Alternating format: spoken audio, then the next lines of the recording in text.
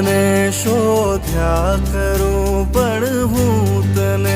પામ્યા કરું તું લઈને આવે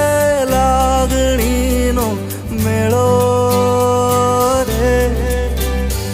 સાથ તું લાંબી મજલનો સાર તું મારી ગઝલનો તું અધૂરી વાર્તાનો છેડો રે મીઠડી આ સજા છે દર્દોની મજા છે